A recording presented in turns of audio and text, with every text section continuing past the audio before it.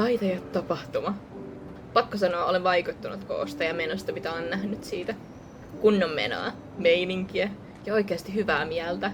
Tapahtuman tekisi vielä hauskemmaksi jokin, mikä saa aikaan sen kultaisen sanan, mikä on tuttu kaikille sote-alalla opiskeleville. Siksi loin taiteelle jotain, joka, sanotaan yhdessä, osallistaa 8-luokkalaisia, joita tulee joka vuonna katsomaan tapahtumaan. 8-luokkalaiset innostuvat parhaiten, kun ne pääsevät itse kokeilemaan ja ymmärtämään, mitä heidän pitäisi tehdä.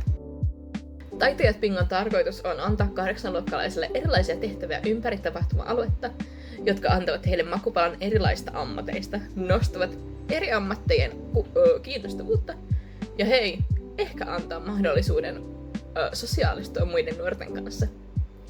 Pisteitä voi olla monenlaisia, käyttäen jo olevassa olevia pisteitä, tai vaikkapa aivan uusia, kuten valitse asiakkaalle sopivin kampaus annettuun tilanteeseen. Valitse asiakkaalle sopivin hoitopalvelu.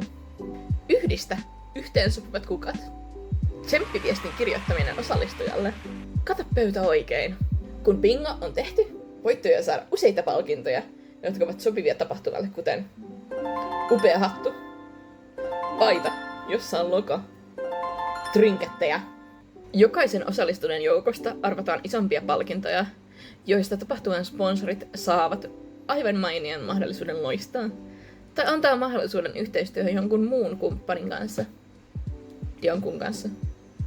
Ihan minkä tahansa. Se voi olla mikä tahansa, joka siis toimii tapahtumaan. Anna 8-luokkalaisille syy tutkia, kokeilla ja innostua. Käytä Taitajat Bingoa.